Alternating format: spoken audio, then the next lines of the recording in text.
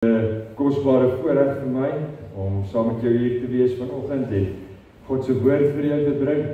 Mag dit so wees dat as ons saam met mekaar sing, bid en luister, dat ons werklik God se teenwoordigheid ervaar en dat elkeen van ons weet dat ons hier is omdat God vir ons sy woord in ons harte wil vasmaak. Mag die Here ons daarmee seën.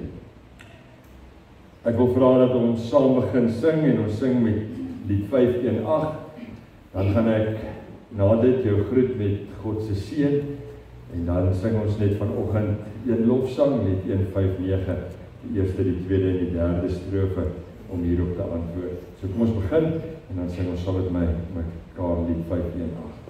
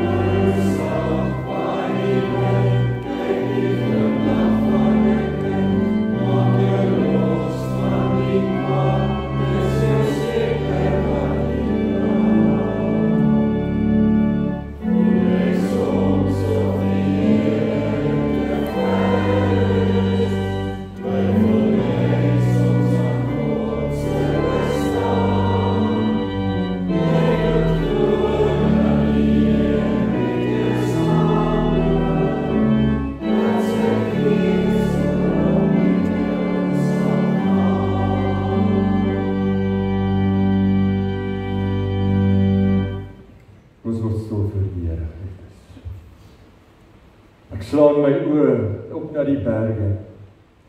Waarvandaan gaan daar vir my hulp kom? My hulp kom van die Here wat hemel en aarde gemaak het. Hy bly altyd getrou. Hy laat nooit die werk van sy hande vaar nie. Geliefde, hoor saam met my as God jou groet, as hy sê, genade en vrede vir jou van God ons Vader, van Jesus Christus ons Here, en van die Heilige Gees, jou en my trooster. Amen. Oh,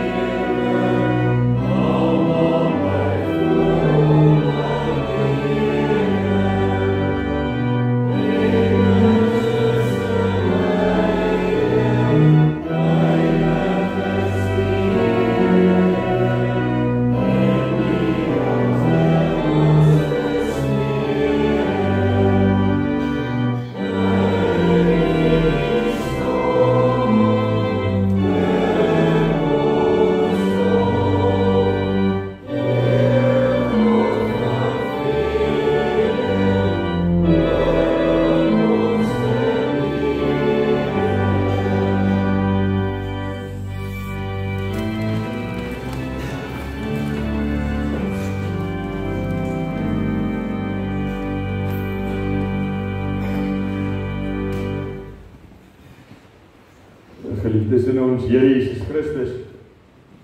Ek wil vanoggend, soos wat jy daar op die bord sien, vir jou 'n redelike lang gedeelte uit Habakuk 1, vers 2 tot 17 saam lees. En ons is in die kerklike jaar besig met die lydenstyd. En dit is die tyd van die jaar waarin ons Jesus se lyding hier op aarde met mekaar oordink en vier, totdat dit naderhand oploop tot by die kruisiging en die opstanding. Maar lyding of swaar kry of 'n klomp ander name wat ons dit vanoggend kan noem, is baie gereeld en baie kere deel van ons lewe. En baie kere as ons oor swaar kry of waarom dink, dan kan ons dit eintlik nie verstaan nie. Want, en dit het ons al 'n klomp keer vir mekaar gesê, baie keer is ons planne anderster as God se plan. My planne vir myself en jou planne vir jou hou nooit eintlik swaar kry in. Want as ons vir onsself kon beplan, dan sou ons vir onsself net gesondheid beplan. As ons vir onsself kon beplan, sou ons altyd gesorg het dat ons genoeg het volgens ons norme. Ja, ons sou altyd vir onsself geluk en voorspoed en vrede deel maak van ons planne. Nooit daardie dele van 'n plan wat seer het en swaar het nie. Maar God se plan, die lewe wat ek en jy leef, is anders. Wanneer die volk van God dit beleef, dan vra Habakuk 'n klomp vrae. Hy vra, hoe lank nog, Here? En hy vra daardie vrae want hy wil weet hoe lank nog voordat hy en die volk kan uitkoms beleef. Hoe lank nog voordat dit wat hulle ervaar verby gaan wees en hulle weer vrede kan hê. In hierdie gedeelte, en ek wil hê jy moet eintlik mooi luister, is daar 'n tweede vraag ingebed.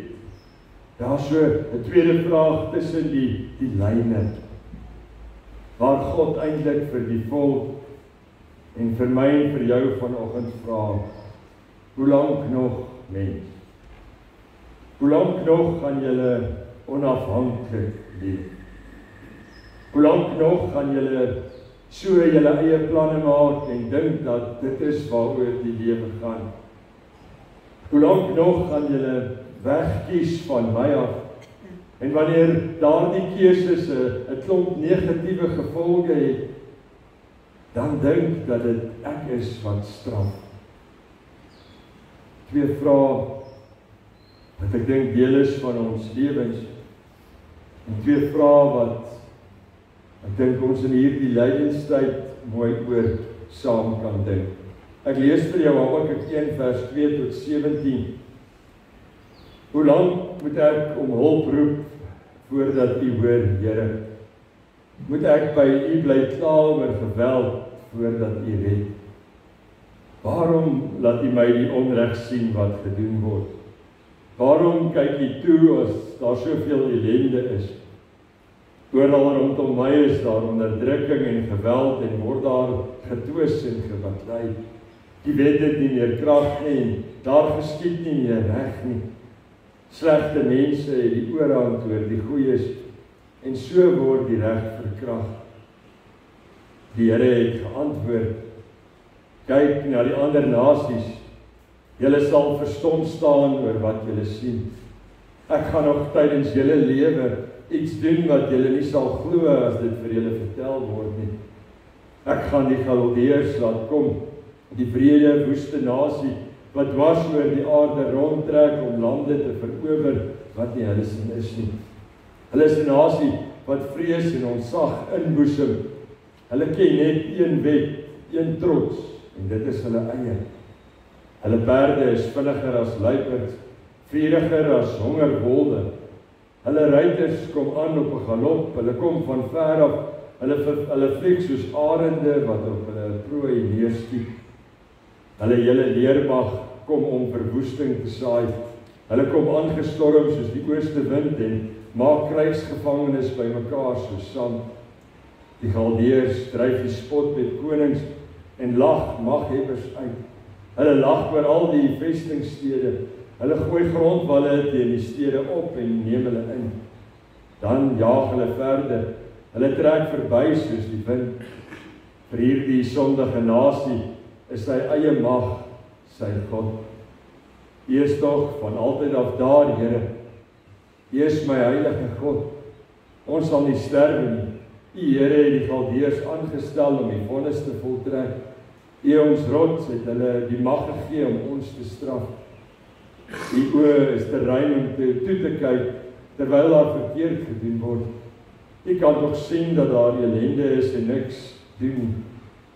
Waarom doen u dan niks aan die trouelose mense nie? Waarom bly u stil wanneer slegte mense die vernietig wat beter as hulle is? Hoe kan u mense behandel asof hulle visse is, asof hulle kruipende insekte sonder 'n leier is? Die Galdeërs vang mense met hoeke, trek hulle vas in nette, maak hulle bymekaar in treknette en juig en jubel oor die vangs. Die Galdeërs bring selfs offers vir hulle nette, brand wierook vir hulle treknette, want deur die nette leef hulle in weelde en het hulle volop kos. Sal hulle maar derentyd voortgaan om hulle nette uit te skit, om nasies doenloos om die lewe te bring. Geliefdes, tot hiertoe wil ek lees soos wat Habakuk in sy hart voel. Tot hiertoe wil ek lees vir elkeen van ons. Mag God vanoggend sy woord in ons harte wat ons bid vrede hê, styf vasmaak. Mag elkeen van ons presies hoor wat ons vanoggend moet hoor. Voordat ons aangaan met die prediking, wil ek graag saam met jou bid, so kom bid saam met ons.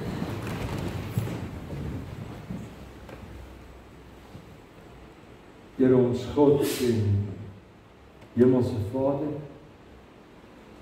Here, as ons in hierdie oggend voor U stil raak, dan is dit met harte en menswees wat die lewe voel en die lewe ervaar. Dan is dit in ons konteks, maar die konteks waarin Habakuk en sy volk leef. Ja, waar ons met ons mense ook kyk. Ons sien onreg. Ons sien groot stukke verkeerd en ons sien groot stukke seer. Ja, ons ervaar dit met ons eie menswees partykeer. En Here, dan wonder ons. Dan wonder ons oor daardie lyding. Dan wonder ons, want eintlik as ons dit probeer verklaar, dan kan dit soveel anders wees. Dit kan soveel anderster wees as U net ingryp. As U net met U almag vrede bring. As U net, ja Here, wil kyk en wil sien.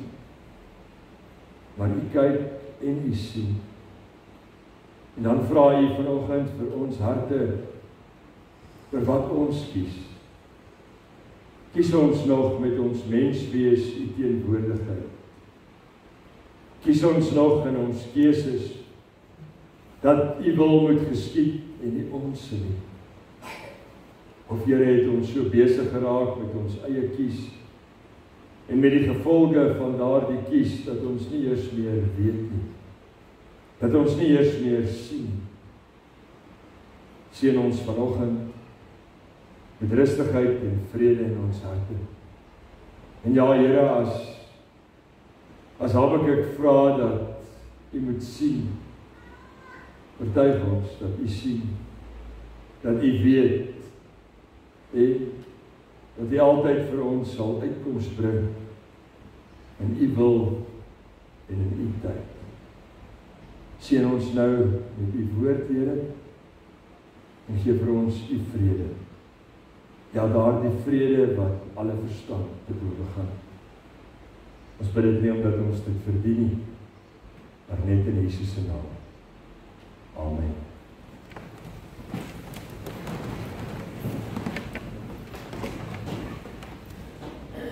Liefdes, ek het net vir jou gesê dat ons in die kerklike jaar besig is met die lydingstyd.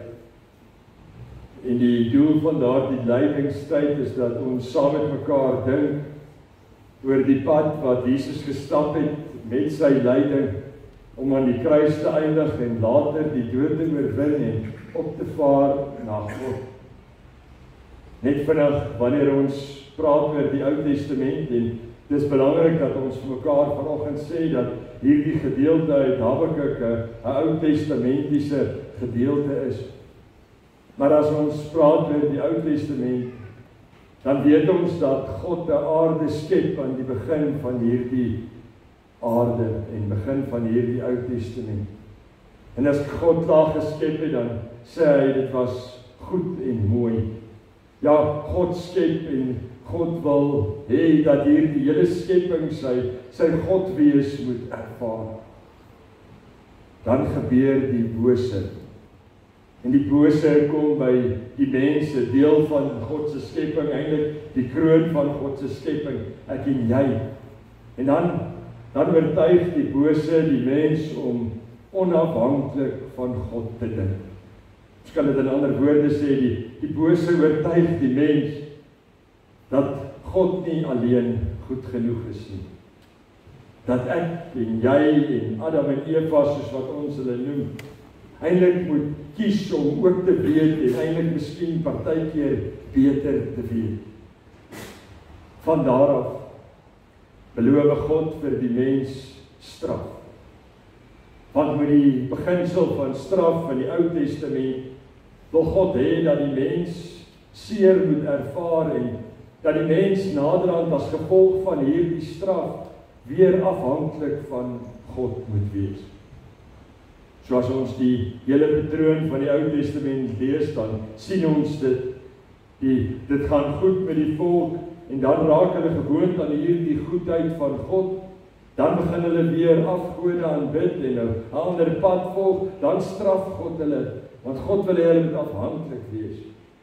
Dan word hulle afhanklik en dit gaan weer goed, net vir 'n ruk lank en dan gebeur die ding van die lewe. En hulle raak weer gewoond en onafhanklik. Aan die einde van die Ou Testament, en dis met baie respek gesê, het God een van twee keuses.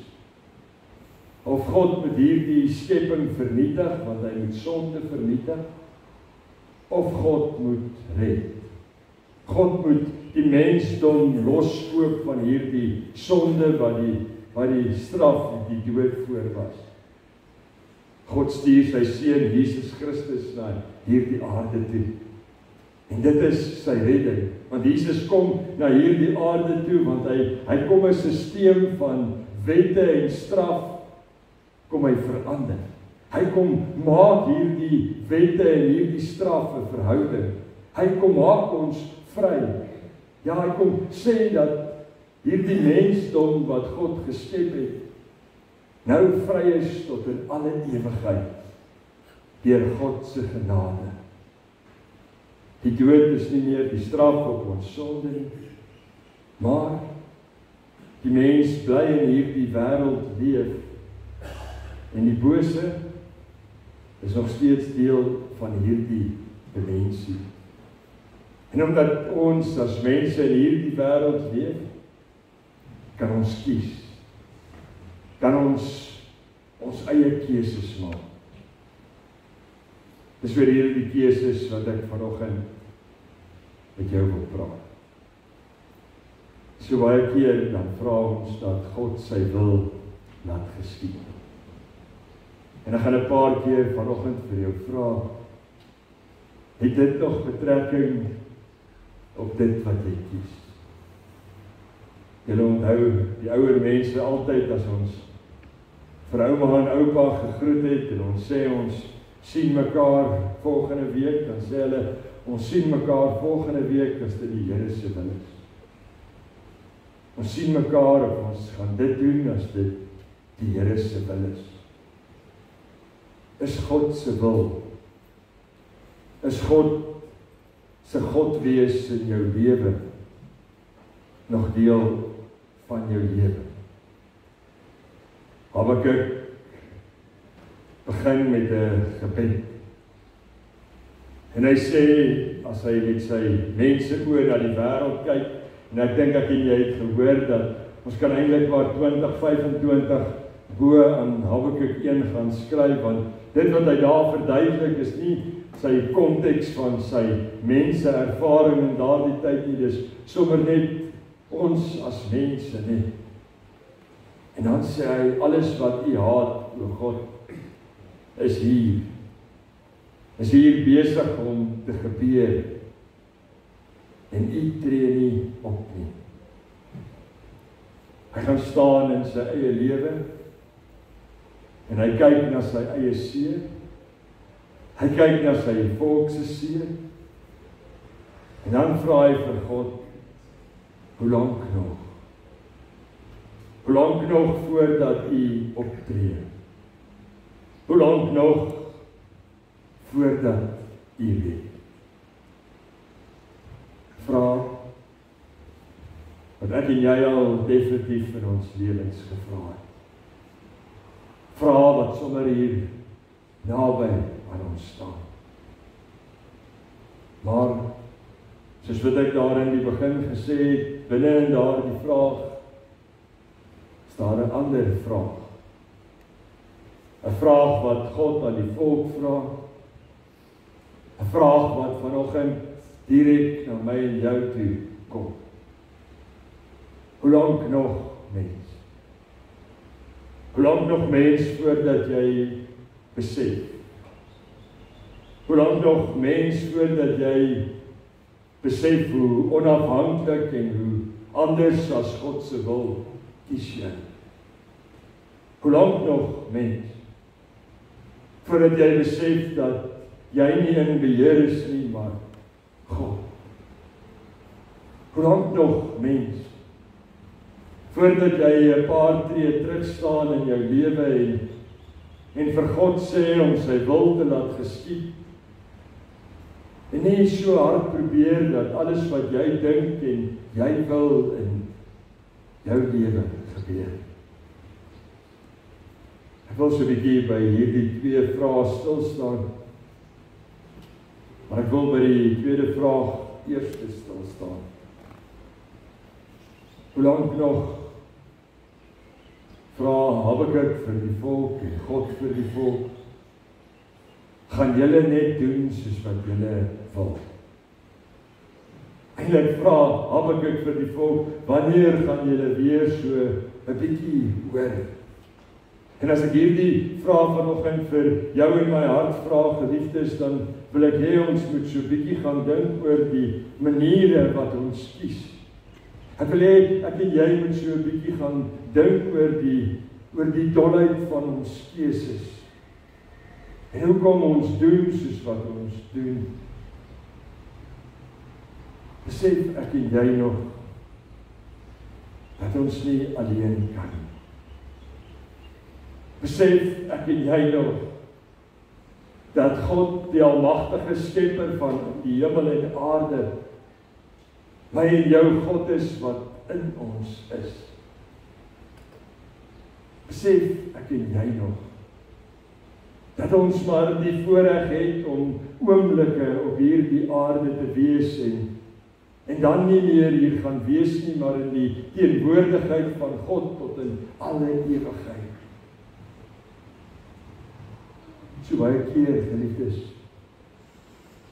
as ons in hierdie lewe kies, en ek verwys na weer wat die volk gedoen het, want die volk het presies gedoen soos wat ek net gesê het, die patroon in die Ou Testament was, en dis baie keer my en jou patroon in ons lewens.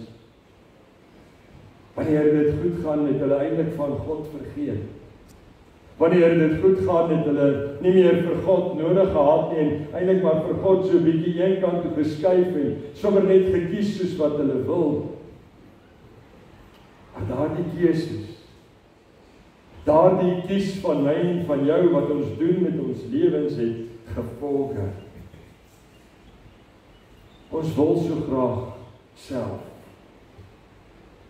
Maar as ons self kies En dit wat ons kies, is baie keer dit wat met ons gebeur. Dan is dit ons wat die keuse bepaal het. Dan is dit ons wat gesê het, nou sit ek vir God so 'n bietjie eenkant, want daar is ander dinge wat vir my sin maak. Of daar is ander dinge wat vir my mooier lyk en beter lyk as om nou terug te staan en te vra vir God se wil. En dan doen ek. En dan raak ek so besig om te doen soos wat ek gedink het, dat ek naderhand maar vergeet van God.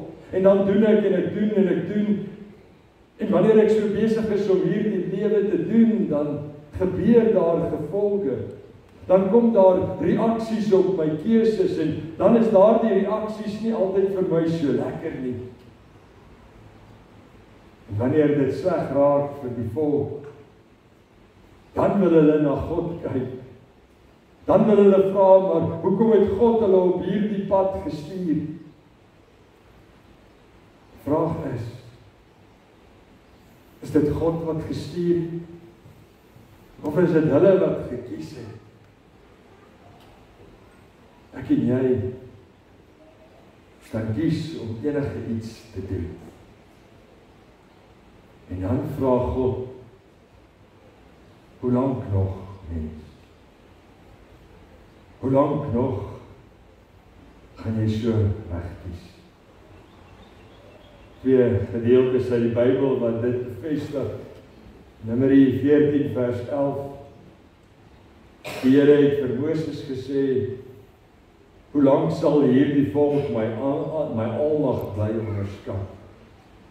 Hoe lank sal hulle weier om op my te vertrou ten spyte van al die wonders wat ek onder hulle gedoen het? Maak sommer die vraagie in jou eie lewe. Hoe lank sal ek en jy nog God se almag bly onderskat? Spreuke 1 vers 22 tot 23 skryf Salomo, julle onkundiges, hoe lank gaan julle nog vashou aan julle onkunde? Gaan die groot praters hulle pratery geniet en die swape 'n afkeer hê van kennis? As julle net luister na my teregwysing, gee ek julle my wysheid in oorvloed en leer ek julle my woorde begryp. Ja, die vraag, hoe lank nog, mens? Dan gaan staan hulle met hierdie onkunde voor God. Hulle is moedeloos met hulle self. Hulle is moedeloos met ander wat hulle seermaak. Hulle is moedeloos met die lewe. Hoe lank nog voordat U ingryp? Hoe lank nog voordat U geregtigheid gaan laat geskied? Habakuk sê, miskien ook 'n ervaring van my en jou hart.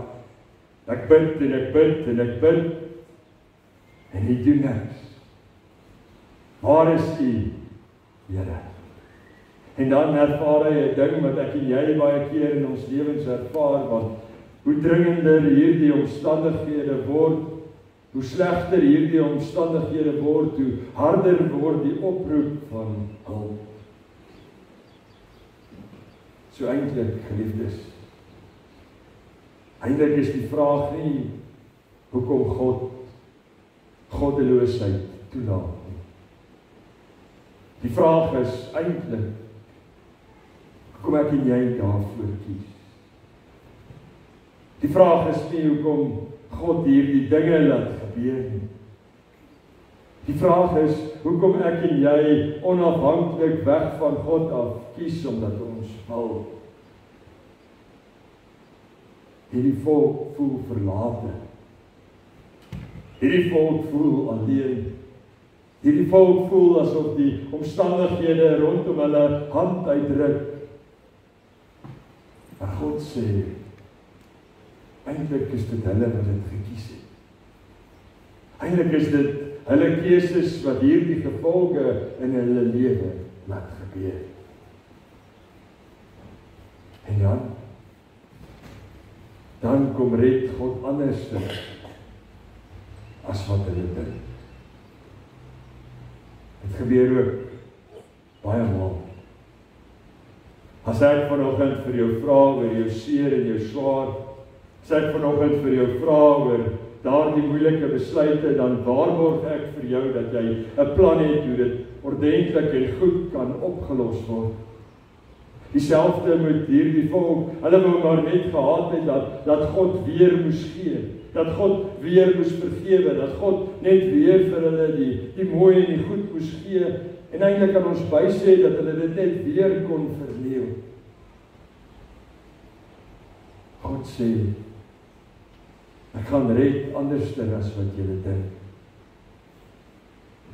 God se plan is 'n groter plan. Vir hier sien hulle nie uitkoms nie. Vir hier sien hulle 'n volk met die naam van die Galdeërs wat hulle net seermaak. Maar God het vir Jesus in gedagte. God gaan sy seun stuur. Dalk nie in hulle tyd nie. Dalk nie in hulle ervaring nie, maar sy redding is 'n stuk ewigheid wat vir elke mens wat hy gemaak het, wag. Vanoggend, geliefdes, staan ek en jy met ons keuses. Die grootes en die kleintjies. Staan ons sommer net met ons gewone keuses voor God. En dan kyk ons na ons land. En ons kyk na die wêreld. En ons kyk na al die ander mense rondom ons, en dan moet ons sommer net vanoggend ons eie harte en ons eie keuses by daardie groepie sit na wie ons kyk. En dan wil ons vra, hoe lank nog, Here? Dan wil ons vra, wanneer gaan U uitkoms bring? En dan wil God hê ons moet dink. Ons moet bietjie gaan dink oor die dinge wat ons kies. Ons moet bietjie gaan dink oor die dinge wat ons gewoond geword het om te wees. Ons moet bietjie gaan dink oor hoe ons met mekaar werk en ander werk, hoe ons met ons kinders en ons mans en ons vrouens werk, hoe ons met ons eie harte werk. Oor wie gaan dit, geliefdes? Oor wie gaan dit in jou lewe, as jy vra na hoe lank nog?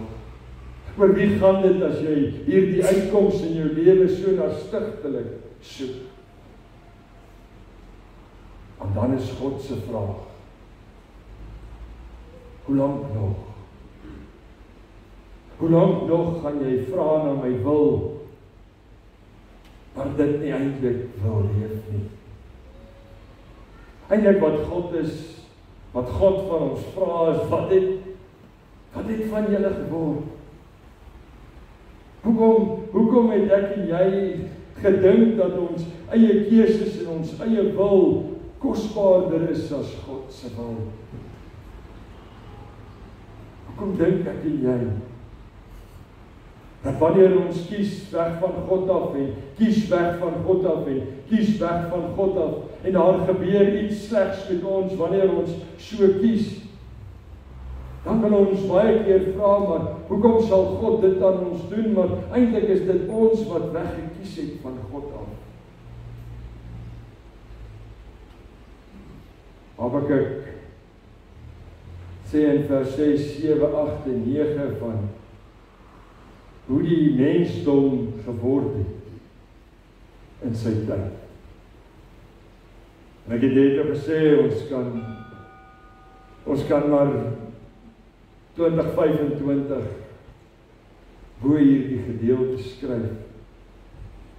In vers 6 sê hy, die mensdom het wreed en gewelddadig geword. En as ek dit sê, moet nie dink aan die wreedheid wat ons sien daar op die TV terwyl ons nuus kyk nie. Ek praat sommer van hoe wreed ons met mekaar is. Hoe wreed ouers en kinders met mekaar is. Hoe wreed huweliksmaats met mekaar is. Ek praat van hoe wreed ons met ons self is, geliefdes. Wreed, gewelddadig. Vers 7 sê hulle doen net wat hulle wil. Ek het dit al vir jou 'n paar keer gevra vanoggend. Wie se wil leef jy? God se of jou eie? Vers 8 sê, hulle is vurige mense. Ja, dis vir ons lekker. Kan maar net hier na Pick n Pay se parkeerterrein toe ry. Ons het vurig geword. Ons wil eerder beklei as om vrede te hê. Ons wil eerder verskil as om saam te stem. Ons wil eerder met 'n klomp bekommernis in ons harte rondloop wat ons nie reg beklei kry nie as om hoop te hê. Vers 9 sluit hierby aan. Hulle is gereed vir geweld. Hulle lewens is gereed vir beklei. Ek het vir jou in die begin gevra, hoe kies jy? Jesus, in hierdie lydingstyd wat ons herdenk, staan in die tuin van Getsemane, en dan lê daar 'n kruis voor. Sy hart is seer, sy hart is bekommer. Sy plan is definitief anders, want hy is volkome mens. En dan vra hy vir God, kan hierdie plan nie asseblief anders te wees? En dan sê hy, moenie doen soos wat ek wil nie. Doen soos wat U wil. En dan doen hy soos wat God wil. Dan staan hy terug van sy eie kies. Hy staan terug van sy eie doen. En hy eindig op die kruis op Golgotha. Want hierdie beker kon nie by hom verbygaan nie. God se wil vir sy lewe was anders. Partykeer, geliefdes, is God se wil vir ons lewens anders. Maar dit beteken nooit dat God weg is nie. Dit beteken nooit dat ons kan vra, waar is U? Al wat dit beteken, is dat ons deel is van God se plan, en dat daardie plan besig is om te gebeur. Dan Jesus se laaste woorde aan die kruis, in U hande gee ek my gees oor. In U hande gee ek my lewe oor. Laat met my gebeur, soos wat U gesê het. Geliefde, ek dink dat jy word geroep om in hierdie oomblik 'n paar oomblikke stil te word en weer te hoor. Ons kan kies soos wat God wil. Partykeer doen ons anders. Maar God vra dat ons sal kies soos wat hy wil. Daardie wil is nie altyd maklik. Daardie wil lyk baie keer anders as ons planne. Maar dis sy wil. En hy stuur. En hy sê, hy is nooit weg. Kom ons sit Jesus se woorde in ons monde. As ons hier uitgaan vanoggend. In U hande gee ek my gees oor. En dan doen ons soos wat God wil, en nie soos wat ons wil. Mag die Here jou met krag en genade en vrede seën.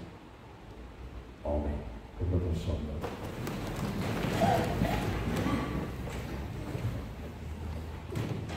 Here ons God, as ons planne en ons wil en ons menswees oorgee, gee vir ons die krag om dit te doen. Maar gee ook vir ons vanoggend die vaste oortuiging, die geloof, die vertroue om U te ken. En om te weet, ons gee dit oor aan die almagtige God van die skepper van die hemel en aarde. En as ons dit doen, Here, dat ons U teenwoordigheid ervaar, dat ons U uitkoms ervaar, dat ons U planne vir ons lewens sien, nie omdat ons dit verdien, maar net uit U groot en heilige genade. In Jesus se naam.